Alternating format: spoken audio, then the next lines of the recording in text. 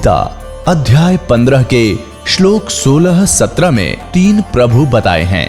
ये 3 प्रभु कौन हैं? किस प्रभु की शरण में जाने के पश्चात जन्म और मरण समाप्त हो सकता है? 3 प्रभुओं में सबसे उत्तम परमात्मा कौन है? कैसा है? उसका क्या नाम है? इन सभी गूढ़ रहस्यों को जानने के लिए अवश्य सुनिए जगत गुरु तत्वदर्शी संत रामपाल जी महाराज के अमृत वचन। मुसलमान भाइयों के लिए ये फाइनल है कि इस कुरान शरीफ में जो लिखा है इसमें हमने कोई संदेह नहीं। देखो ये क्या है फिर कुरान शरीफ मुतरजम बरहिस्से सानुवाद सटीपन शास्त्रीय अरबी पद्धति पर नागरी लिपि में रूपांतरकार हैं नंद कुमार अवस्थी। शेरवानी संस्करण ये कहाँ से छपी है?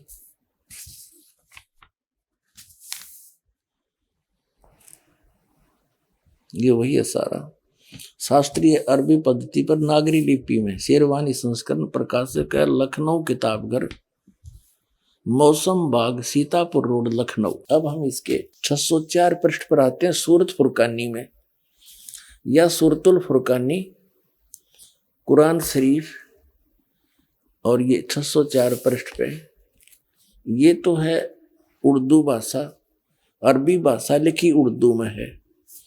ये इतना ये सारा एक पृष्ठ के अंदर जो लेख है ये है और इसी को फिर इस नागरी लिपि में एजिटित अरबी भाषा नागरी लिपि में लिखी है और फिर उन्होंने कमाल कर रखा है इसका फिर अनुवाद भी हिंदी में कर रखा है। ये देखिएगा ये लास्ट में इसमें 52 नंबर आयत है सूरत फुरकानी की। तो इसमें क्या लिखा है? फला तुतियल काफिरन व जाहिदम बिही जिहादन कबीरन। अब इसका अर्थ क्या करा इन्होंने यहां देखिएगा। अब कुरान शरीफ का ज्ञान देने वाला अल्लाह जैसे श्रीमद् भगवत गीता का ज्ञान देने वाला ब्रह्म काल और ये कुरान शरीफ का ज्ञान देने वाला दोनों एक हैं। श्रीमद् भगवत गीता का ज्ञान देते समय चौथे अध्याय के 34वें श्लोक में गीता ज्ञान दाता कहता है कि अर्जुन तू तत्वदर्शी संतों के पास जाकर उस तत्व ज्ञान को समझ और वो तत्वदर्शी उनको विनम्र भाव से प्रार्थना करने से कपट छोड़कर दंडोत प्रणाम करने से वो तत्वदर्शी संत तुझे तत्व ज्ञान का प्रकाश करेंगे तुझे तत्व ज्ञान बतावेंगे। फिर क्या बताता है कि अर्जुन मेरी शरण में रहना है तो तेरी भी मृत्यु मेरी भी मृत्यु जन्म मृत्यु समाप्त नहीं हो सकती। 18वें अध्याय के 62वें श्लोक में कहा कि तू सर्वभाव से उस परमेश्वर की शरण में जा उसकी कृपा से तू परम शांति को सनातन परम धाम को प्राप्त होगा। यानी गीता ज्ञान दाता से अन्य है कोई सुप्रीम गॉड वो समर्थ परमात्मा। ऐसी कुरान शरीफ का जो ज्ञान दे रहा है वो ब्रह्म है वही है और वो सामने ना आकर आकाशवाणी करता वो उसने प्रतिज्ञा कर रखी है कि मैं अपने वास्तविक रूप में कभी नहीं आऊंगा। तो वो क्या करता है किसी के अंदर प्रवेश करके अपना ज्ञान दे देता है या आकाशवाणी करके दे देता है। ऐसे ही ये कुरान शरीफ का ज्ञान हजरत मोहम्मद जी को प्राप्त हुआ किसी फरिश्ते के द्वारा उस काल ने भेजा या उसके अंदर कोई फरिश्ता अंदर प्रवेश करके बोले चादर ओढ़ कर लेट जाता था अंदर से आवाज आती थी लिखने वाला लिखता रहता था या आकाशवाणी के माध्यम से कुरान शरीफ लिखी गई। अब इसमें क्या बताया है कि कुरान शरीफ का जो ज्ञान दाता है उसको मुसलमान धर्म अपना अल्लाह मानते कि वो हमारा भगवान है। उसने परमात्मा अल्लाह ने कुरान शरीफ का ज्ञान दिया और वो अल्लाह के कह रहा है वो कुरान शरीफ बोलने वाला अल्लाह क्या कह रहा है ये देखिएगा। वो क्या कह रहा है कि हजरत मोहम्मद जी को जैसे ब्रह्म ने अर्जुन को श्री कृष्ण में प्रवेश करके ज्ञान दिया वही बोल रहा है। हजरत मोहम्मद जी को कह रहा कि ए पैगंबर ये काफिर है ना ये कबीर नामक वो जो सुप्रीम पावर है, वो सबसे सर्वशक्तिमान परमात्मा है, पाप नाशक है, जिसने सारे ब्रह्मांडों की रचना करी। उसको ये काफिर लोग उस कबीर को अल्लाह नहीं मानते। और तू इनकी बातों में मत आना, मैं जो तुझे कुरान शरीफ के माध्यम से जो ज्ञान दे रहा हूं, इन दलीलों पर तू विश्वास करना और उनके साथ संघर्ष करना। जिहाद का मतलब लठ बजाना नहीं, संघर्ष करना। वो अपना काम करो तो उनकी बातों में मत आना। देखिए, अब हम पढ़ रहे हैं सूरत फुरकानी 25, कुरान शरीफ 604 पृष्ठ पे और इसकी 52 नंबर आयत को। ये तो अरबी भाषा है, यह लिखी है देवनागरी में, पर ये वही जो कि तू यहाँ पर अरबी भाषा है, लिखी है उर्दू में। अच्छा, इस अरबी भाषा का अनुवाद फला तुतियल काफिरन व जाहिदुम बिही जिहादन कबीरन, यहां देखना, यहां अनुवाद किया है। तो ये क्या उनमें ये 52 सुनोगी। कुरान शरीफ के ज्ञान देने वाला अल्लाह कह रहा कि ए पैगंबर हजरत मोहम्मद को तुम काफिरों का कहा न मानना और इस कुरान शरीफ की दलीलों से उनका सामना बड़े जोर से करो। अब यहां इन्होंने थोड़ा सा अनुवाद गलत कर दिया, इन्होंने कबीर का अर्थ बड़ा कर दिया। यो कबीरन है ना, जैसे संस्कृत में उत्तमम लिख दे और मैं हट जा है उत्तम रह गया, तो कबीरन का यू न हट जा कबीर रह गया, कबीर है। थोड़ा सा और कंसेप्ट क्लियर करते हैं। ये कुरान मजीद है, ये वही है जो का त्यों लेख, केवल नाम बदल दिया,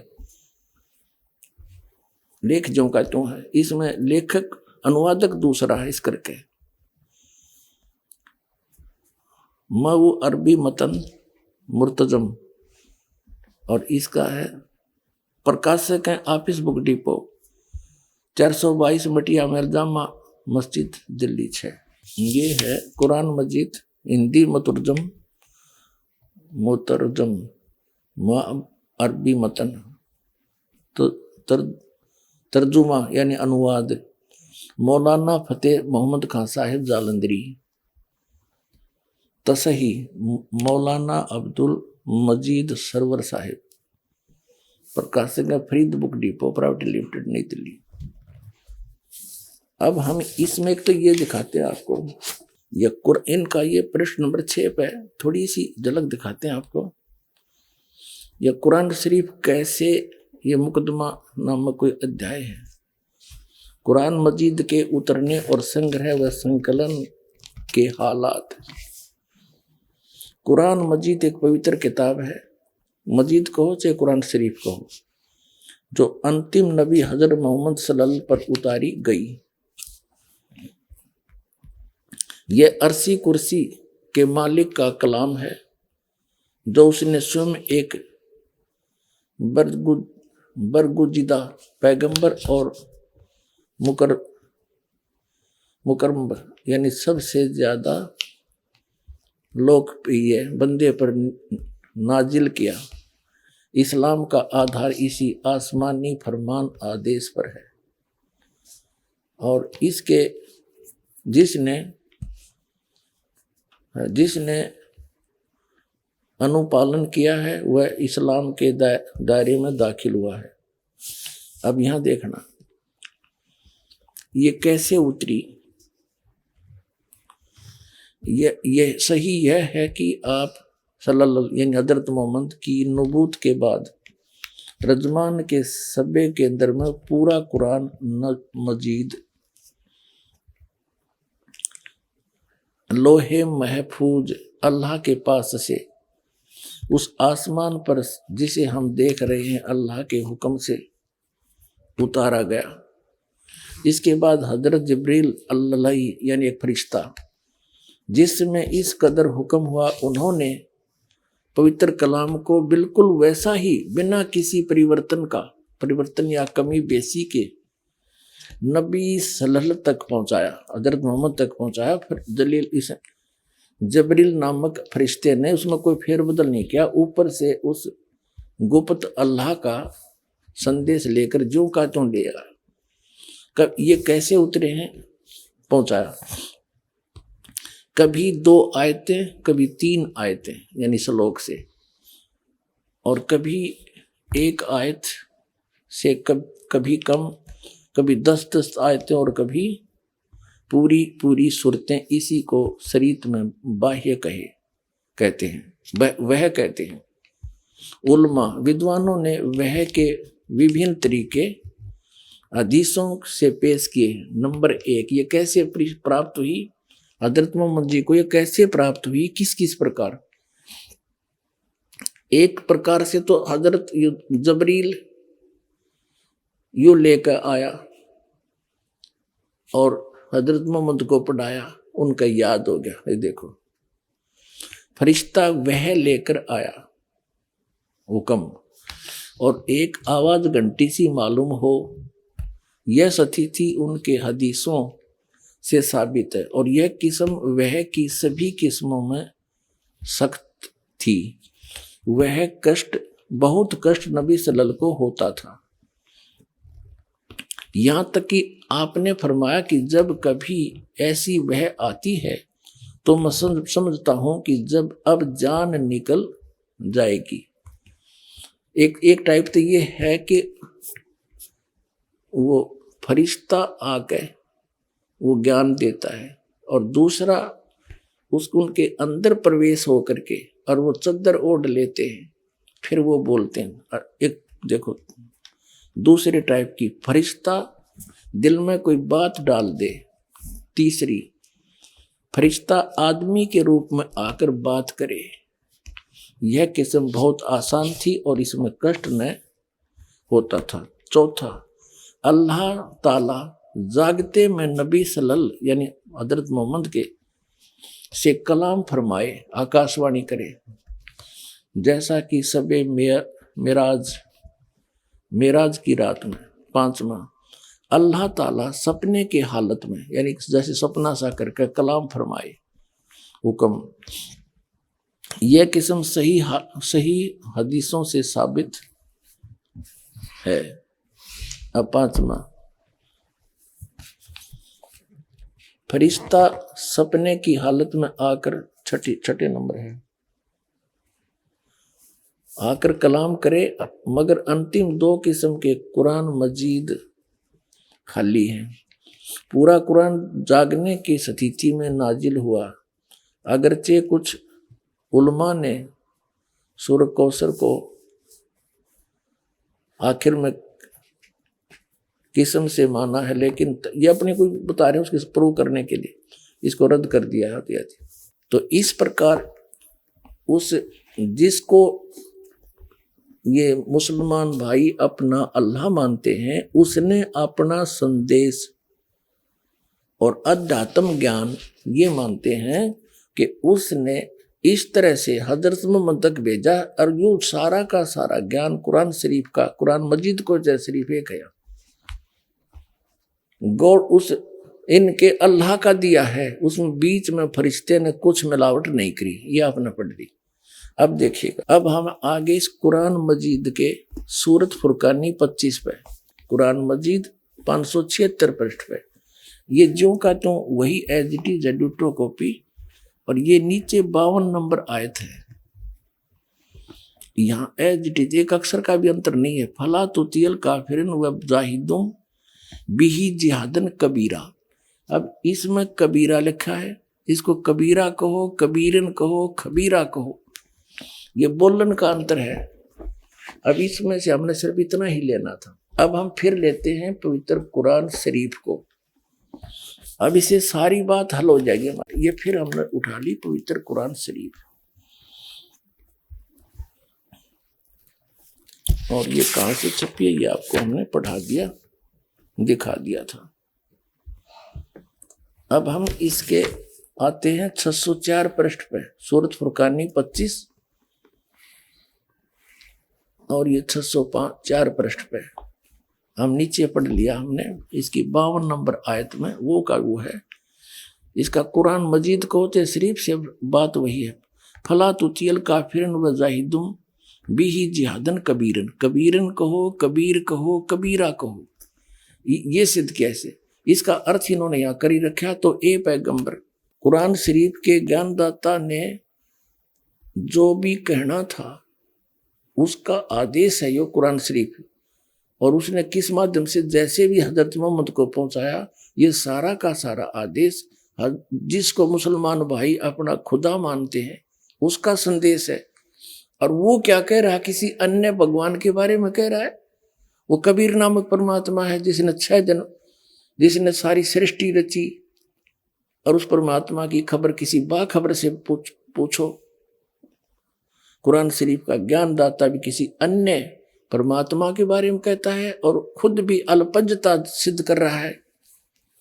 जैसे श्रीमद् भगवत गीता का ज्ञानदाता भी अपनी अल्पज्ञता सिद्ध करता है कि मैं कंप्लीट ज्ञान नहीं रखता उस परमात्मा के बारे में, किसी तत्वदर्शी संत से पूछो। यही प्रमाण जो का तो इसमें पवित्र कुरान शरीफ में देखिए। अब हम पढ़ रहे हैं, ये हमने पढ़ लिया, यहां से हम पढ़ते आए थे 604 पर 605 पर हमने पढ़ा। तो ए पैगंबर तुम काफिरों का कहा न मानना, ये अनुवाद हिंदी में है इसका, और इस कुरान की दलीलों से उनका सामना बड़े जोर से करना। कबीर का अर्थ ने बड़ा कर दिया। इसका अर्थ ये बनता है कि कुरान शरीफ का ज्ञानदाता अल्लाह कह रहा है कि हे हजरत मोहम्मद, मैं तुझे जो ज्ञान दे रहा हूं ना, इस पर तो विश्वास करना।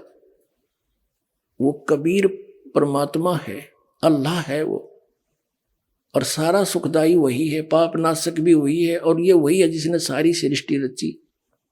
और ये काफिर है ना, ये नहीं मानते उस कबीर को अल्लाह। तो मेरे इस संदेश पर, इन दलीलों पर, कुरान शरीफ की दलीलों पर तो विश्वास करना और उनके साथ संघर्ष करना, उनकी बातों में मत आना। इतनी सी बात। आगे देखो, अब हम आगे 607 पृष्ठ पर हैं। इसमें क्या है, जैसे उधर है, यहां से ये आयत है 53, 54, 55, 56, 57, 58 में या 58, इसमें भी, इसमें लिखा है इवादही खबीरा। अब खबीरा कहो चाहे कबीरा कहो, कबीरन कहो, खबीरन कहो। अब इवादही माने पूजा के योग्य, पूजनीय कबीरा, वो कबीर परमात्मा पूज्य है, उसकी पूजा करनी चाहिए। और यहाँ फिर खबीरन, खबीरन कहो, कबीरन कहो, खबीरा कहो, कबीरा कहो। ये अब इसका अर्थ भी इन्होंने, अजीज का अर्थ इन्होंने यहाँ हिंदी में कर रखा है। अब 53 नंबर आयत यहाँ से शुरू होती है, ये पृष्ठ नंबर 607 पे, सूरत फुरकानी 25 की, कुरान से, ये कुरान शरीफ है। और अभी हजरत मोहम्मद को कुरान शरीफ का ज्ञानदाता कह रहा है कि तो तुझे बता दिया, इन काफिरों की बातों में मत आना, मैं जो कह रहा हूँ इसको फाइनल समझ लेना। कबीर इज गॉड, वो अल्लाह जो है वो कबीर जो अल्लाह है, और वो वही है। ये देखो 53 नंबर आयत में, और वही है जिसने 2 दरियाओं को मिला चलाया, एक का पानी मीठा प्यास बुझाने वाला और एक का खारी कड़वा, और दोनों के मैं एक आड़ और मजबूत रोक बना दी। और वही है जिसने पानी की बूंद से आदमी को पैदा किया, फिर उसको साहिबे नसम यानी किसी का बेटा या बेटी, और ससुराल वाला यानी किसी का दामाद बहू बनाया। और तुम्हारा परवरदिगार हर चीज करने पर शक्तिमान है। और काफिर अल्लाह के सिवा ऐसों को पूजते हैं, देवी देवताओं को, जो न तो उनको नफा पहुंचा सकते हैं और न उनको नुकसान पहुंचा सकते हैं। और काफिर तो अपने परवरदिगार से पीठ दिए हुए हैं, मुंह मोड़ रहे हैं। ए पैगंबर, हमने तुमको खुशखबरी सुनाने, सिर्फ अजाब से डराने के लिए भेजा है। अब 57 में, इन लोगों से कहो कि मैं तुम्हें इस अल्लाह के हुक्म पर कुछ मजदूरी नहीं मांगता, हाँ जो चाहे अपने परवरदिगार तक पहुंचने की राह इख्तियार कर ले।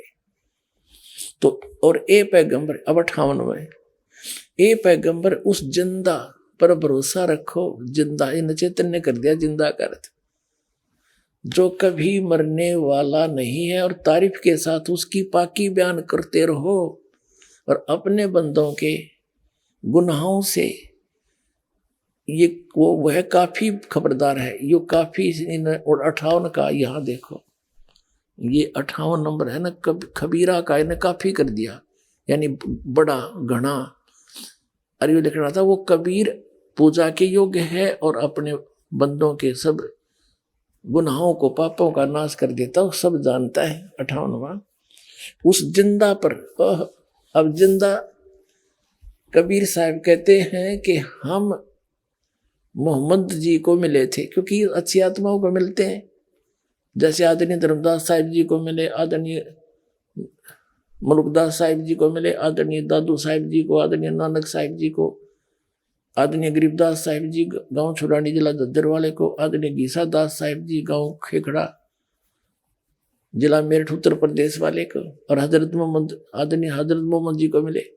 तो कबीर साहब कहते हैं हम मोहम्मद को मिले और हम मोहम्मद को वहां ले गए सतलोक में, इच्छा रूपी वहां नहीं रहे, क्योंकि यहाँ इनके बहुत से अनुयायी हो गए थे काफी संख्या में, और वहां नहीं रहे। उल्ट मोहम्मद मैल पठाया, हमने वापस छोड़ दिया। और गुज बीरज एक कलमा लाया और रोजा बंग नमाज दई रे, बिस्मल की नहीं बात कही रे। नबी मोहम्मद नमस्कार है राम रसूल कहाया, 1,80,000 को सौगंध जिन नहीं करत चलाया। अरस कुरस पर अल्लाह तकत है खालिक बिन नहीं खाली, और वो पैगंबर पाक पुरुष थे साहिब के अबदाई। कबीर साहब कहते हम इनको मिले थे जिंदा महात्मा के रूप में, और इनको हम ऊपर लेकर गए, पर इसने हमारी बात मानी नहीं। उल्ट मोहम्मद मैल पठाया, इस शरीर में छोड़ दिया। तो ये फिर कहते हैं गुज बीरज एक कलमा लाया, एक मंत्र है कलमा, जैसे गायत्री मंत्र को इस तरह का। और रोजा बंग और नमाज दई रे, हजरत मोहम्मद जी ने व्रत रखन की और आवाज लगान की बंग और नमाज करने की बात कही थी, बिस्मल की नहीं बात कही रे। उन्होंने ये बकरे मारने की बात नहीं की, क्योंकि कहते हैं वह पैगंबर पाक पुरुष थे। अरस कुरस पर अल्लाह तकत है, अल्लाह का तकत है ऊपर, अरस के कुरस पर आखिरी आसमान के आखिरी सतर पर सतलोक रहता परमात्मा। अरस कुरस पर अल्लाह तकत है खालिक बिन नहीं खाली, और ये पैगंबर तो पाक पुरुष थे, ये तो पवित्र आत्मा थी साहिब के अब्दाली, यानी परमात्मा के ये कृपा पात्र थे। ये ऐसा काम करे, मांस खाते ये ज्ञान होकर के, ये तुमने अपने जाड़ के स्वाद में बात बिगाड़ रखी है। कहते हैं नबी मोहम्मद नमस्कार है, वो तो एक आदरणीय महापुरुष थे, राम रसूल कहाया, भगवान का वो पैगंबर कहलाया, और 1,80,000 को सौगंध जिन नहीं कर चलाया। हजरत मोहम्मद जी के कुल 1,80,000 अनुयायी बने थे, उन्होंने कोई मांस नहीं खाता था, यहाँ तक कि ब्याज भी नहीं लेते थे आपस में किसी से, भरी मदद किया करते थे। तो जो आदमी इतना दयालु हो कि ब्याज की पीड़ा भी नहीं देनी, क्या वो मांस खाने की सलाह देगा? तो कहते हैं नबी मोहम्मद नमस्कार है राम रसूल कहाया, 1,80,000 को सौगंध। कहते पर सौगंध है उन महापुरुषों की, उन्होंने जिन नहीं कर्ज चलाया, उन्होंने तुम्हारी तरह बकरे नहीं काटे। तो यहाँ वही है कि इसमें प्रमाण तो वही है कि वो अब वो गीत कुरान शरीफ का ज्ञान दाता कह रहा है कि तुझे जो जिंदा महात्मा के रूप में मिल रहा था वो कबीर अल्लाह है, और वो सब दुखों का दूर कर सकता है, सब पाप काट सकता है, वो वास्तव में अविनाशी है, उसको कोई मार नहीं सकता। देखिए अब हम फिर पढ़ रहे हैं कुरान शरीफ का सूरत फुरकानी 25, ये अनुवाद है, और यहाँ है ये कुरान शरीफ सूरत फुरकानी 25 का आयत नंबर 58 हम पढ़ रहे हैं। ए पैगंबर उस जिंदा पर, इन्होंने अनुवाद कर दिया, ये नहीं पढ़ना, उस जिंदा पर जो जिंदा महात्मा के रूप में तुझे मिले थे पर भरोसा रखो, जो कभी मरने वाला नहीं है, वो वास्तव में विनाशी है, और तारीफ के साथ उसकी पाकी बयान करते रहो। यानी कुरान शरीफ के ज्ञान दाता से अन्य कोई और समर्थ शक्ति है जिसकी इस तरफ संकेत कर रहा है कुरान शरीफ का ज्ञान दाता पुण्यात्मा, ये समझ लेना, बस इसमें इतना समझना है। तारीफ के साथ उसकी पाकी यानी पवित्रता की बयान माने महिमा करते रहो, वर्णन करते रहो। और अपने बंदों के गुनाहों से वह यो कबीर लिखना था। वह कबीर खबरदार है, खूब जानता है, थारे दुखों को खूब दूर कर देगा। वो बालक नहीं है, उसकी महिमा करो, उसका गुणगान करते रहो। आगे देखो 58 पढ़ दी। अब 59 में, अब 59 नंबर हम पढ़ेंगे, 58 पूरी होगी। जिसने आसमानों और जमीन और जो कुछ उनके बीच में है सबको 6 दिन में पैदा किया, जैसा पवित्र बाइबल में लिखा है। फिर तख्त पर जा विराजा, वह अल्लाह बड़ा। अब इन्होंने यहां गड़बड़ कर दी। ये देखो 59 नंबर आयत है, ये है खबीरन, बी ही खबीरन, अरमानो, अरमानो माने दयालु, और वो कबीर। इन्होंने इसका अर्थ बड़ा कर दिया, वो अल्लाह बड़ा। यह लिखना था वो अल्लाह कबीर है। जिसने, या 59वां पढ़ रहे, जिसने आसमानों और जमीन और जो कुछ उनके बीच में है सबको 6 दिन में पैदा किया। पवित्र बाइबल वाला व्याख्यान है जो का। तो फिर तख्त पर जा विराजा, वह अल्लाह कबीर, ये लिखना था। दयालु है, रहमान है। तो उसकी खबर, उस कबीर नामक अल्लाह की जानकारी किसी बाखबर यानी तत्वदर्शी संत इल्म वाले से पूछ देखो। इन दोनों पवित्र सदग्रंथों ने रल मिलकर क्या सिद्ध कर दिया कि परमात्मा मनुष्य दृश्य है। पवित्र बाइबल में कहा है कि भगवान ने अपने जैसा ही, अपना रूप, अपने रूप जैसे ही मनुष्यों को नर नारी करके उत्पन्न किया। और कुरान से, और 6 दिन में सृष्टि रची, 7वें दिन विश्राम किया। तो पवित्र बाइबल कुरान शरीफ ने भी यह सिद्ध कर दिया, उसका नाम बता दिया कि वो अल्लाह कबीर है, जिसने 6 दिन में सृष्टि रची और 7वें दिन तख्त पर जा बैठा। और वो ही सब दुखों को दूर करने वाला, सबका पाप नाशक रूह अविनाशी परमात्मा है। कुरान शरीफ का ज्ञानदाता अपनी स्पष्ट कर रहा है कि उसके बारे में तो जानता नहीं। उसकी जानकारी, कबीर नामक अल्लाह की जानकारी किसी बाखबर से पूछो, तत्वदर्शी संत के पास जाओ। तो इससे सिद्ध है कि कुरान शरीफ का ज्ञान भी इनकम्प्लीट है। और यही पवित्र श्रीमद् भगवत गीता में, गीता ज्ञानदाता 4थे अध्याय के 34वें श्लोक में कहता है कि अर्जुन, तू तत्वदर्शी संतों के पास जाकर उस परमात्म तत्व की तत्व ज्ञान को समझ, वो तत्व उनको दंडवत प्रणाम करने से, कपट छोड़कर प्रसन्न करने से वो तत्वदर्शी संत तुझे तत्व ज्ञान का उपदेश करेंगे। और फिर कहा कि अर्जुन, तू सर्वभाव 18वें अध्याय के 62वें श्लोक में, तू सर्वभाव से उस परमेश्वर की शरण में जा, उसकी कृपा से तू परम शांति को और सनातन परम धाम को प्राप्त होगा। तो दोनों पवित्र सदग्रंथ, पवित्र गीता और पवित्र कुरान शरीफ, ये दोनों का ज्ञानदाता एक ही है। और वो किसी अन्य परमात्मा की तरफ संकेत कर रहा है, जिसके बारे में ये स्वयं भी अल्पज्ञ है, ज्ञान नहीं। तो इसे सिद्ध होगा कि दोनों ग्रंथों एक ही अल्लाह के दिए हुए हैं, और वो किसी अन्य भगवान की शरण में जाने के लिए कह रहे हैं। उसी से पूर्ण लाभ जीव को प्राप्त होगा। उसका ज्ञान इस दास को है। ये हो तत्वदर्शी संत। अब चाहे सारा विश्व आ जाइयो,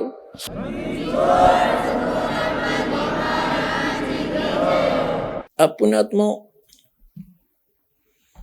अब पवित्र यहां तक हो गया यू क्लियर कि who is God, Kabir is God. अब क्या है, जैसे पवित्र बाइबल में ये स्पष्ट हो गया कि परमात्मा ने किसी भी प्राणी को मांस खाने का आदेश नहीं दे रखा। पवित्र बाइबल में आगे कहीं मांस खाने का यदि कोई प्रावधान है तो उस अल्लाह का नहीं है, वो किसी अन्य इस काल का आदेश हो सकता है, इसके फरिश्तों का हो सकता है, लेकिन वो हमें मान्य नहीं। जैसे, और उसको अगर हमने मान लिया उनके इस भगवान के छोड़कर अन्य का आदेश, तो ऐसी दशा होगी हमारी जैसे एक थानेदार दरोगा का एसएचओ का मित्र कोई व्यक्ति था, उसके साथ कोई पड़ोसी ने झगड़ा कर दिया और उसने अपने मित्र दरोगा से कहा कि मेरा पड़ोसी साथी, साथ के मकान वाला मुझे परेशान करता है, मैं क्या करूं, कुछ इलाज करो। एसएचओ ने कहा कि तू मार उसका लठ, माप देख लूंगा। एसएचओ अधिकारी के कहने से उसके साथी ने पड़ोसी के साथ झगड़ा ठान लिया और उसका लठ मारा, सिर में लागते मर गया। अब वही SHO वहां का प्रभारी था, उसको पकड़ के लाया अपने मित्र को और उसको सजाए मौत होगी। क्यों? क्योंकि राजा का विधान है कि जो किसी की मृत्यु करेगा, हत्या करेगा, उसको फांसी की सजा होगी, मौत की सजा, मौत होगी। तो उस व्यक्ति ने एक अधिकारी के कहने से राजा का संविधान तोड़ दिया, उल्लंघन कर दिया, जिसके कारण उसने सजाए मौत प्राप्त की, दंडित हुआ। तो इसी प्रकार यदि हम उस अल्लाह की, जो पूर्ण परमात्मा जिसने सारी सृष्टि रची और 6 दिन में सृष्टि रचकर सतलोक में जा बैठा, तख्त पर विराजमान हुआ, उसने जो आदेश दिया है उसका उल्लंघन हम किसी अन्य फरिश्ते या किसी देव के कहने से, पितर के कहने से, और हम उसका विधान तोड़ देंगे, मांस खा लेंगे, तो हम दंडित होंगे। तो इसी गलती हम नहीं करेंगे। इति सिद्धम। अब इसमें क्या बताया है? अब यहां तक तो परमात्मा 6 दिन में सृष्टि रचकर 7 दिन में तख्त पर जा बैठा है, इन दोनों पवित्र सदग्रंथों के आधार से। अब क्या है कि ज्ञान वही है, लेकिन हम समझ नहीं पाए। अब इसमें आगे क्या लिखा है कि अल्लाह ने, फिर इस काल ने बागडोर संभाल ली। अल्लाह ने, भगवान ने एक आदम नाम का व्यक्ति उत्पन्न किया, फिर उसकी पत्नी हव्वा बनाई, उन दोनों को एक वाटिका में छोड़ दिया और उनको हिदायत दे दी कि इस वाटिका के बीचों बीच जो फल लगे हैं पेड़ों के, इनको ना खाना, नहीं तो मर जाओगे। तो वो वहां रहने लगे। कहते भगवान ने ये अन्य जीव जंतु भी उत्पन्न कर दिए इस काल ने, फिर जैसे भी। तो उनमें कहते सर्प बड़ा धूर्त था, उसने उन आदम और हव्वा से कहा कि तुम ये बीच वाले पेड़ों के फल क्यों नहीं खा रहे हो? और वो नंगे फिरे थे, उनको कोई कपड़ा का अपने तन की सोधी नहीं थी, उनको इतना अचेत सा बना रखा था। तो उन्होंने कहा, सर्प से कहा कि हमारे को भगवान ने मना किया है कि इसको खाओगे तो मर जाओगे। सर्प बोला, ये ऐसा नहीं है, अल्लाह तुम्हें झूठ बहका रहा है, इसके खाने से तुम्हें भले बुरे का ज्ञान हो जाएगा, इसलिए मना कर दिया, कहीं तुम इसको खाकर और अल्लाह के जैसा ज्ञान ना हो जाए तुम्हें, वो तुम्हें मूर्ख बनाकर रखना चाहता है।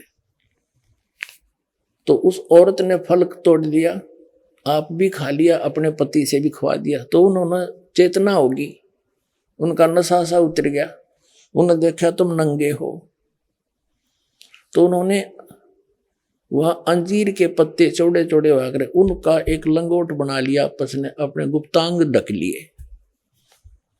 कहते हैं शाम के समय भगवान, पवित्र बाइबल का बता रहा हूँ, इट इज ड्यूटो कॉपी, आपको एक सिंपल लैंग्वेज में।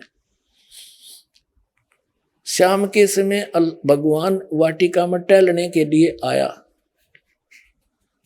और वो दोनों आवाज सुनकर छुप गए।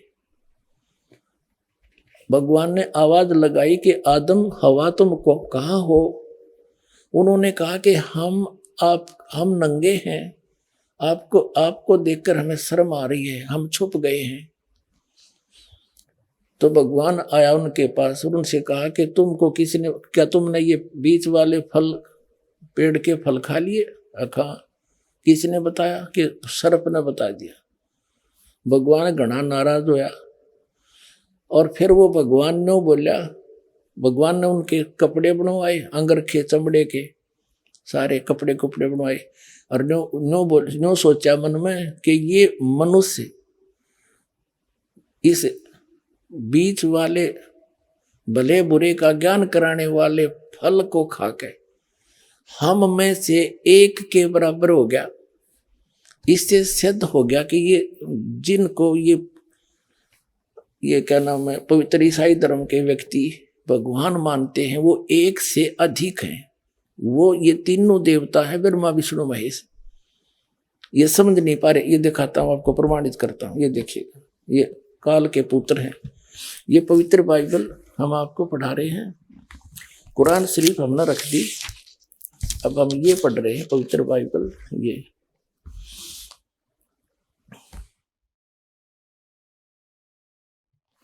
ये पवित्र बाइबल संपूर्ण जीवन अध्ययन बाइबल प्रबंधक संपादक डेविड स्टुअर्ट, अंग्रेजी प्रधान संपादक Donald C Stamps, MA MD, संयुक्त समाज, ऐसे सारा तुम पढ़ लो अच्छी तरह, USA से छपा है। इसके हम यहाँ तक पढ़ लिया हमने उत्पत्ति के यहाँ तक पढ़ लिया। फिर सांझ हुई, फिर भोर हुआ, इस प्रकार 6वां दिन हो गया। फिर 7वें दिन परमेश्वर ने जो काम करता था उससे 7वें दिन विश्राम लिया किया, और अपने किए हुए काम से उसने 7वें दिन विश्राम किया। यानी 7वें दिन आपने ये भी पढ़ लिया पवित्र कुरान शरीफ में तख्त पर जा बैठा, ठीक है। इसके बाद ये देखो, अब हम 8 पृष्ठ पर आगे उत्पत्ति ग्रंथ के, इसमें 7 नंबर, योहा परमेश्वर ने पूर्व की ओर अदन में एक वाटिका लगाई, और वह आदम को जिसे उसने रचाता रख दिया। और योहा परमेश्वर ने भूमि के सब भांति के वृक्ष जो देखने में मनोहर और उनके फल खाने में अच्छे हैं उगाए, और वाटिका के बीच में जीवन के वृक्ष को और भले बुरे के ज्ञान के वृक्ष को लगाया, ठीक। तब योहा परमेश्वर ने आदम को लेकर अदन की वाटिका में रखा, और वह उसमें काम करे और उसकी रक्षा करे, ठीक है। योहा परमेश्वर ने आदम को आज्ञा दी कि तू वाटिका के सब वृक्षों का फल बिना खटके खा सकता है, भले बुरे के ज्ञान का जो वृक्ष है इसका फल तू कभी नहीं खाना, क्योंकि जिस दिन तू ये फल खाएगा उसी दिन अवश्य मर जाएगा। अब ये 8 पृष्ठ पढ़ रहे हैं हम, 18 नंबर। फिर योहा परमेश्वर ने आदम का अकेला रहना अच्छा नहीं है, मैं इसलिए इसका एक सहायक बनाऊंगा और उससे मेल खाए। कहने का भाव, तब योहा परमेश्वर ने आदम को भरी नींद में डाल दिया, अचेत कर दिया। उसकी हड्डी निकाल कर फिर उसकी हड्डियों को में से वो अव्वा बना दी। तब आदम ने कहा, हाँ, योहा परमेश्वर ने पसली में से जो उसने आदम में से निकाली थी स्त्री बना दिया और उसी को आदम के पास ले गया।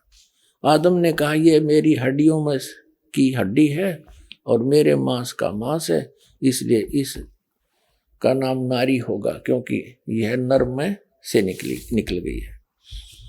इस कारण पुरुष ने ये सब अपना, आदम और उसकी पत्नी दोनों नंगे थे पर लजाते नहीं थे, क्योंकि उनमें ज्ञान नहीं था। अब 9 पृष्ठ पर देखो, अब हम यहाँ आगे, मनुष्य का पतन। योहा परमेश्वर ने जितने बनैले पशु बनाए थे उनमें से सर्प धूर्त था। उसने स्त्री से कहा, हव्वा से कहा, क्या सच है कि परमेश्वर ने कहा है तुम इस वाटिका के किसी वृक्ष का फल ना खाना? स्त्री ने सर्प से कहा कि इस वाटिका के वृक्ष के फल हम खा सकते हैं, पर जो वृक्ष वाटिका के बीच में है इसके फल के विषय में परमेश्वर ने कहा है, न तो तुम इसको खाना और न इसको छूना, नहीं तो मर जाओगे। सर्प ने स्त्री से कहा, तुम निश्चय नहीं मरोगे, झूठ नहीं मरोगे, तुम खाओ इसको। वरन परमेश्वर आप जानता है कि जिस दिन तुम उसका फल खाओगे उसी दिन तुम्हारी आंखें खुल जाएंगी और तुम भले बुरे का ज्ञान पाकर परमेश्वर के तुल्य हो जाओगे। अतः जब स्त्री ने देखा कि उस वृक्ष का फल खाने के लिए अच्छा है, देखने में मन भावु है, बुद्धि देने के लिए चाहने योग्य भी है, तब उसने उसे तोड़कर खाया और अपने पति को भी उसने खिलाया, उसने दिया, उसने कहा। तब उन दोनों की आंखें खुल गई, उनको मालूम हुआ कि वे नंगे हैं, इसलिए उन्होंने अंजीर के पत्ते तोड़कर लंगोट बना लिए। ये योहा परमेश्वर जो दिन के ठंडे समय वाटिका में फिरता था बता, निराकार फिर फरेगा क्यों करे वाटिका में, फॉर्मलेस बतावे। अरे परमात्मा कहते, मोती मुक्ता दर्शत नाही, यो जग है सब अंदरे, दिखत के तो नैन चश्मे, इनका फेरा मोतिया बंदरे। देख, योहा परमेश्वर जो दिन के ठंडे समय वाटिका में फिरता था, का शब्द उनको सुनाई दिया। तब आदम और उसकी पत्नी वाटिका के वृक्ष के बीच यूहा, वाटिका के वृक्षों के बीच में यूहा परमेश्वर से छिप गए। तब यूहा परमेश्वर ने पुकार कर आदम से पूछा, तू कहाँ है? उसने कहा, मैं तेरा शब्द बारी में सुनकर डर गया, क्योंकि मैं नंगा था इसलिए छिप गया। उसने कहा, किसने तुम्हें बताया तू नंगा है? क्योंकि मैंने तो बड़ी बूझ बना के छोड़ रखा था। कति अज्ञानी, तेरे को किसी ने बता दिया तू नंगा है? देखो भगवान कह रहे हैं, जिस वृक्ष का फल खाने को मैंने तुझे मना किया था, क्या तूने उसका फल खा लिया है? आदम ने कहा, जिस स्त्री को तूने मेरे संग रहने को दिया है, उसी ने उस वृक्ष का फल मुझे दिया और मैंने खाया। तब यूहा परमेश्वर ने स्त्री से कहा कि तूने ये क्या किया? स्त्री ने कहा कि सर्प ने मुझे बहका दिया, तब मैंने खाया। अब डरते कहें बेचारे। अब हम 10 पृष्ठ पर पढ़ेंगे। अब हम आगे 10 पृष्ठ पर 9 पढ़ लिया। अब देखिए, आदम ने अपनी पत्नी का नाम हव्वा रखा, क्योंकि उसने जितने मनुष्य जीवित हैं उन सभी की आदि माता हुई। अब यूहा परमेश्वर ने आदम और उसकी पत्नी के लिए चमड़े के अंगरखे बनवाकर उनको पहना दिए। अब बता, वो निराकार क्यों कर गिल के लांडेगा, कैसे घूमेगा? उसके कपड़े ले बनवा के और पराई उनताई। देखो, फिर यूहा परमेश्वर ने कहा, मनुष्य भले बुरे का ज्ञान पाकर हम, देखो कमाल की बात है, हम में से एक के समान हो गया। इसलिए अब ऐसा न हो कि यह हाथ बढ़ाकर जीवन के वृक्ष का फल तोड़ के खा ले और सदा जीवित रहे। अपना आत्माओं, ये है निष्कर्ष इन सदग्रंथों का। अब जिसको ये अपना भगवान मानने हैं, कौन? ईसाई धर्म वाले। और जिसने आदम के साथ ये वार्ता करी, वो नो कह रहा है कि ये इन यो भले बुरे के ज्ञान वाला फल खा लिया और ये इसने ज्ञान हो गया, कहीं ऐसा ना हो इसको खाकर ये हम में से एक के बराबर हो गया। इसका मतलब है ईसाई धर्म के भगवान भी एक से अधिक है। अंडरस्टूड? फिर देख लो, उत्पत्ति ग्रंथ है, इसके 10 नंबर पृष्ठ पर ये 3 का 21 है, 22 है। फिर यूहा ने कहा, पर मनुष्य भले बुरे का ज्ञान पाकर हम में से एक के समान हो गया है। आइए अब हम उन श्रद्धालुओं के अनुभव जानते हैं जो जगत गुरु तत्वदर्शी संत रामपाल जी महाराज जी से दीक्षा प्राप्त कर चुके हैं तथा उनके द्वारा बताए गए भक्ति मार्ग पर चल रहे हैं। नमस्कार सर। सत साहेब जी। सर क्या नाम है आपका? दीनदयाल। दीनदयाल जी, आप कहाँ से हैं? ग्राम हल्दी कला, तहसील मीरगंज, जिला बरेली, उत्तर प्रदेश से। सर संत रामपाल जी महाराज से नाम दीक्षा आपने कब ली? 29/9 सन 2009। संत रामपाल जी महाराज की शरण में आने से पहले आप क्या भक्ति साधनाएं करते थे? हम जन्म से ही राधा स्वामी पंथ के स्वामी दिव्यानंद जी महाराज हैं, जिनका आश्रम संडीला हरदोई है, वहाँ से जन्म से ही जुड़े हुए थे। उसके बाद में हमारी शादी होती है सन 2001 में। तो हमारे ससुराल वाले जो भी थे वो जय गुरुदेव से जुड़े हुए थे। तो ससुराल वाले कहने लगे कि आप इधर भक्ति ना करके जय गुरुदेव से नाम दीक्षा लेके और भक्ति करें, ताकि आप पे जो भूत प्रेत की बाधा है ये सब दूर हो जाएगी। दिव्यानंद जी के शरण में रहते रहते हमारे को एक भूत प्रेत बाधा जो थी वो दुखी करने लगी थी। तो अब उसको लेकर के हम जय गुरुदेव की शरण में गए। वहाँ पर बताया कि आपको जो नशा है वो सब त्यागना होगा। नशा बहुत करते थे। तो हमने ससुराल वालों से कहा ठीक है, अगर जय गुरुदेव मना कर देंगे कि भाई नशा नहीं करना तो नहीं करेंगे। उस दिन सत्संग में गए, जाके पंडाल में बैठे तो वहाँ पर जय गुरुदेव ने सत्संग यहीं से स्टार्ट किया कि मैं नशा को मना नहीं करता। भारत देश किसानों का देश है। यहाँ पर किसान खेत में मेहनत करते करते आराम पाने के लिए बीड़ी का सहारा लेता है और बैठ जाता है। तो मैं मना नहीं करता कि बीड़ी मत पियो, हुक्का मत पियो। हाँ, ऐसा नशा ना करो जिससे कि अपने आप को भूल जाओ या सामने वाले को भूल जाओ। सासू माँ से कहा कि माता जी, गुरुजी तो मना कर नहीं रहे, फिर मैं क्यों छोड़ूं? बोली अब आप जानो और गुरुजी जाने। कोई नहीं, मैं नशा करता रहा, जो भी बीड़ी सिगरेट पान तम्बाकू और अंडा भी खा लेता था, दारू और साथ में सुल्फा भी बहुत पीता था। तो ये सब नशा बराबर चलता रहा था और वो भूत भी नहीं भागा, बराबर लगे रहे। इसमें जब भी कोई भी बाधा आती तो ससुराल वाले या सगा संबंधी जो भी थे वो कहते कि भाई तू भक्ति नहीं करता, संत की शरण में, फिर भी तेरे को ये सारी समस्याओं का सामना करना पड़ रहा है। तो हाँ, एक बार ये विचार आते हैं मन में कि भाई संत जो अभी अब बात आई, तो संत तो कहीं अंत हैं, ये तो खाली बंत हैं। हालांकि ये मैं फॉरवर्ड बतौर कहता था कि संत तो कहीं अंत है। फिर हम जय गुरुदेव में जाते जाते भोले बाबा हैं पटियाली वाले, उनकी शरण में यहाँ पर बहेड़ी में 8 दिन का सत्संग था, वहाँ पर भी हम गए और जाके 8 दिन बराबर सत्संग सुना, लेकिन उनके वचन से कोई संतुष्टि ना मिली। फिर निरंकारियाँ हरदेव सिंह जी महाराज, उनके यहाँ पर गए, वहाँ से भी उनके सत्संग सुने, कोई संतुष्टि ना मिली। फिर सतपाल जी हैं, उनके यहाँ पर गए, सत्संग सुना, संतुष्टि ना मिली और लगे वहीं पर रहे जय गुरुदेव के यहाँ पर। लेकिन भूत जो प्रेत बाधा थी वो हमारी बरकरार रही, वो भी वहाँ पर नहीं हट पाई। इनसे कोई लाभ नहीं हुआ, हानि जरूर होती रही। हानि तो इतनी होती रही कि इनकी शरण में रहते रहते भी मेरे पे प्रेत बाधा रहने लगी। ऊपर से हमारी मम्मी जो थी उन्होंने दवा खा ली, वो एक्सपायर हो गई। अन्य आर्थिक स्थिति इतनी कमज़ोर हो गई कि समय से सब्जियां भी नहीं मिल पा रही थीं। तो लाभ तो कुछ ना, हानि ज़्यादा हुई। संत रामपाल जी महाराज की शरण में आने का क्या कारण बना? मेन कारण था प्रेत बाधा।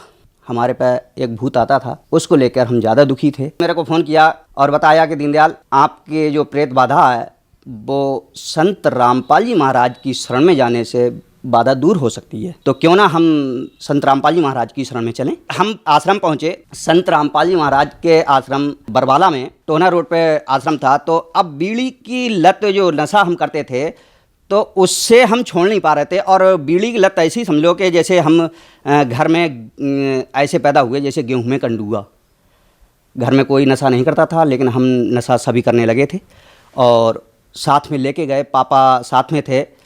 तो जैसे ही हम आश्रम के गेट पर पहुँचे तो ये तो जानते थे कि आश्रम के अंदर कोई भी धूम्रपान, कोई भी नशा निषेध है, लेकिन फिर भी हम चतुराई दिखा करके बैग में कपड़ों की तह में अंदर ले गए। और वहाँ पर भक्तों ने जब झाड़ा लिया तो कपड़े हिलाकर देखे तो उसमें निकल पड़ी, बीड़ी भी निकल पड़ी, माचिस भी निकल पड़ी। तो उन्होंने कहा बाहर फेंक के आओ। हमने वो बहुत ही क्या से बबूल की जड़ से रख दिया, उसके ऊपर घास डाल दी, ताकि जब भी हम निकलेंगे आश्रम से और तुरंत बीड़ी पिएंगे। उस समय हम गए, वहाँ पर देखा, अंदर जाके नज़ारा ही कुछ अलग था। भक्तों से मिले, जो भी भगत मिले, बहुत प्यार उनके अंदर दिखाई दिया और फिर नाम दीक्षा ली।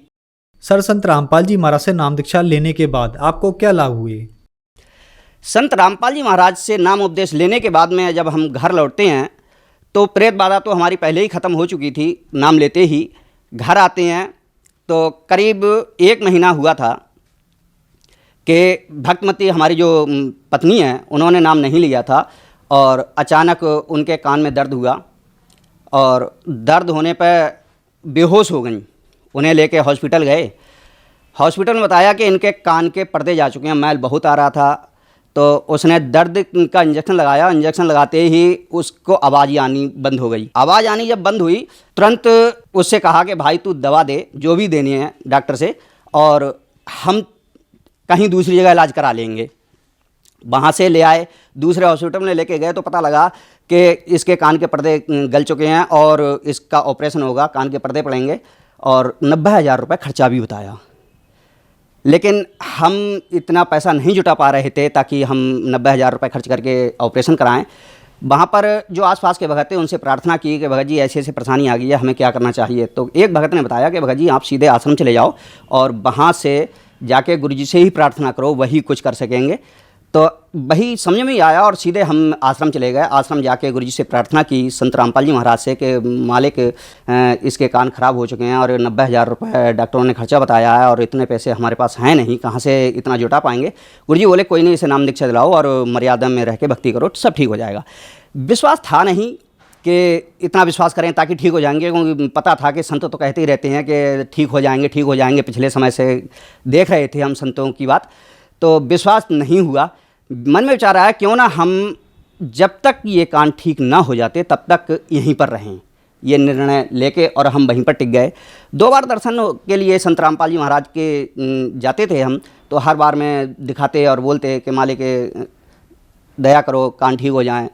मालिक की रजा हुई कि बिन दबा के पहले दिन ही सबसे पहले कान का मैल कम हुआ। दूसरे दिन दर्शन के लिए गए तो पता लगा कि कान का मैल आना ही बंद हो गया।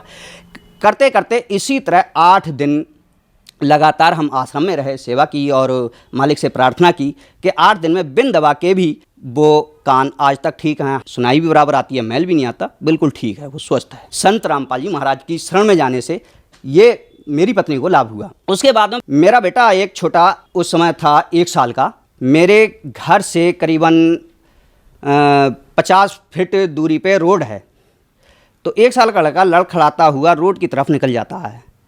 बाइक से आ रहे 2 सवार वो टकरा जाते हैं उस लड़के से। दोनों की अच्छी टक्कर हुई, लेकिन लड़के के कहीं खरोच नहीं आई। सामने जो मार्केट थी, मार्केट में बैठे सभी लोग देखने लगे कि ये दीनदयाल का लड़का और ये मर गया आज, क्योंकि जरा सा बच्चा, 1 साल का बच्चा, और ये बचेगा नहीं अब। डॉक्टर भी थे वहाँ पर मार्केट में, वो दौड़ के आए और उसे उठाने लगे। जैसे ही उसे उठाने लगे तो लड़का डर की वजह से वो डर गया और डर की वजह से वो घर की तरफ दौड़ पड़ा। घर पहुंच गया जैसे ही भागते भागते, और उनको उठा के फिर उनकी मल्लम पट्टी की गई। 2 जो मोटरसाइकिल पे थे उनकी मल्लम पट्टी की गई। काफ़ी समय तक उन्हें होश नहीं आया था। तो इस तरह से संत रामपाल जी महाराज ने मेरे बच्चे को जीवन दान दिया।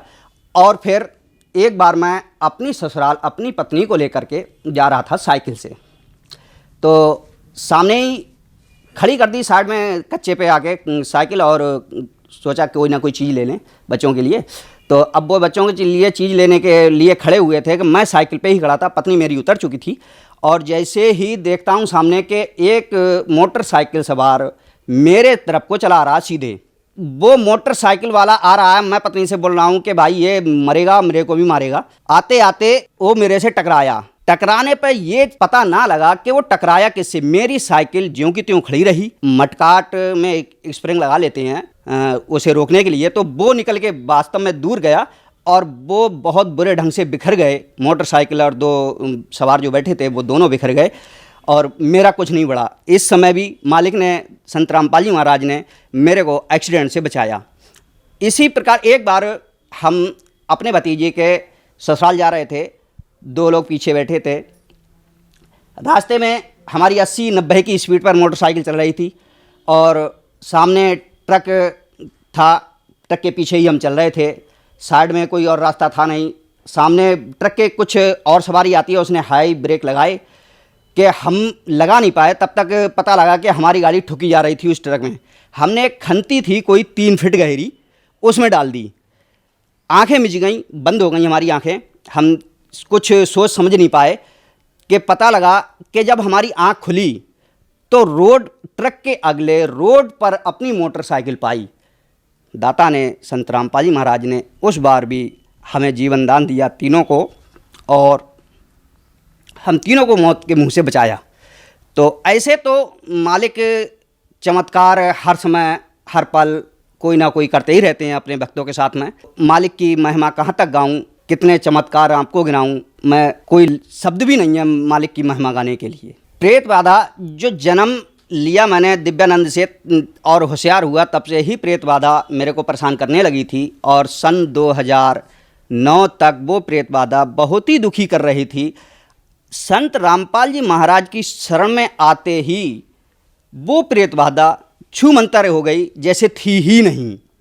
आज तक सोचता हूँ कि वो आत्मा आज कहाँ है जो इतनी दुखी करती थी कि शादी हुई मेरी और मैं जब वहाँ पर पहुँचा तो आते ही उसने दबोच लिया मुझे, और इतने बुरे ढंग से दबोच लिया कि मैं पसीना पसीना हो गया। उसे हटाने के लिए पूरी ताकत लगाता रहा। मेरी पत्नी भी घबरा कर भाग गई घर में से कि पता नहीं इन पे क्या है कि इतने पसीना पसीना हो रहे हैं। मेरे पापा से भी उन्होंने बोला कि देखो तो जाके। पापा आए, उन्होंने कुछ भक्ति कर रखी थी, उसके माध्यम से सिद्धि थी, उन्होंने पानी उनी पड़ के दिया और वो भगाने की कोशिश की, लेकिन वो आज तक, जब तक संत रामपाल जी महाराज जी से नाम उपदेश नहीं लिया तब तक वो प्रेत बाधा मेरे को बरकरार परेशान करती रही, और संत रामपाल जी महाराज से नाम उपदेश लेते ही वो गायब हो गई। नशा भी करते थे और नशा भी ज़बरदस्त करते थे। बीड़ी, सिगरेट, दारू, सबसे ज़्यादा सुल्फा पीते थे, और कोशिश भी करते थे कैसे छोड़ दें, क्योंकि कोशिश क्यों करते थे, सारे रिश्तेदारों में या परिवार में कोई भी ऐसा बंदा नहीं था जो किसी नशे का सेवन करता हो। नशा हम करने लगे, परिवार में कोई नशा नहीं करता था। कोशिश भी करते थे कि हम इस नशे को छोड़ दें, लेकिन चाहते हुए भी हम नशा को नहीं छोड़ पा रहे थे। संत रामपाल जी महाराज की शरण में आते ही कोशिश आश्रम में जाने के बाद भी हमने की कि बाहर निकलेंगे और तुरंत नशा करेंगे, लेकिन भगत जो लगे थे, सेवादार जो गेट पे लगे थे, उन्होंने पहले ही परख लिया। मालिक दया करते हैं कि उन्होंने पहले ही फर्क लिया, और जब भी हम निकलने की कोशिश करते आश्रम के बाहर, वो भगत तुरंत वापस कर देते। भगत जी, जो कुछ खाना पीना, लेटरिन बाथरूम जो कुछ करना है वो अंदर ही करो, बाहर नहीं जाओगे। तो इस तरह से फिर कोशिश तो हम बराबर कर ही रहे थे कि हम नशा छोड़ दें, लेकिन नहीं छोड़ पा रहे थे। 3 दिन आश्रम में ही हम रहे बिन नशा किए। फिर उस दिन से आज दिन तक संत रामपाल जी महाराज की रजा है कि बीड़ी या किसी भी नशा को यूज करना तो दूर रहा, कि अगर कोई पास में करता भी है नशा तो बदबू आती है। तो मालिक की बहुत बड़ी रजा है कि हम नशा से भी मुक्ति पाए और प्रेत बाधा से भी मुक्ति पाए। जीवन दान भी मिला, हमको भी मिला, हमारे बच्चों को भी मिला। आर्थिक स्थिति पहले इतनी गंभीर थी कि हम समय से सब्जियां भी नहीं खाते थे। कारण था कि 2 बच्चे हैं, दोनों बच्चों को कोई ना कोई बीमारी हर समय लगी रहती थी। एक को हॉस्पिटल से लेके आया, दूसरा पहुंच गया, दूसरे को लेके आया, पहला पहुंच गया, इस तरह से लगे रहते थे। और फिर जाके गुरुजी से प्रार्थना करी, संत रामपाल जी महाराज से प्रार्थना करी कि मालिक मेरे बच्चे बहुत बीमार रहते हैं और समय से सब्जी भी नहीं मिल पा रही है हम लोगों को। गुरुजी बोले, आशीर्वाद देते हुए, बच्चों के सिर पे हाथ रखते हुए गुरुजी ने कहा, संत रामपाल जी महाराज ने, कि जा बेटा, आज से तेरे बच्चे बीमार न रहेंगे। तो आज मेरे बच्चे, एक 9 साल का है, एक 11 साल का है, दोनों बच्चे ही स्वस्थ रहते हैं। आज तक कोई दवाई नहीं लेते, बिन दवा के वो बिल्कुल स्वस्थ हैं। और इसीलिए मालिक ने आज इतने ठाट कर रखे हैं, कमाई हमारी उतनी है, मालिक ने हर चीज़ घर में उपलब्ध करा रखी है, सारी सुविधाएं भी हमको बराबर मिल रही हैं। सर, जो श्रद्धालु आज आपको देख रहे हैं, आप उन्हें क्या संदेश देना चाहेंगे? भाई, संदेश तो क्या, हम प्रार्थना ही कर सकते हैं भक्त समाज से कि वो संत रामपाल जी महाराज की शरण में आएँ और आर्थिक, मानसिक सभी समस्याओं से समाधान पाएँ और मुक्ति का मार्ग भी पाएँ। संत रामपाल जी महाराज की शरण में कैसे आ सकते हैं? बहुत आसान तरीका है। आज के समय में संत रामपाल जी महाराज ने दया कर रखी है कि हर जिला में सेंटर खोल रखे हैं। टीवी के माध्यम से आप नंबर जो आते हैं टीवी पर, उन पर संपर्क करें, अपने नज़दीक के सेंटर की जानकारी मिलेगी आपको, और वहाँ पर जाकर नाम उपदेश ले सकते हैं। धन्यवाद सर। सत साहेब जी।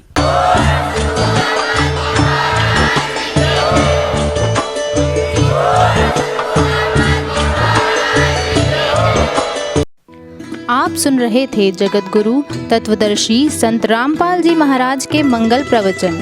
अधिक जानकारी के लिए संपर्क करें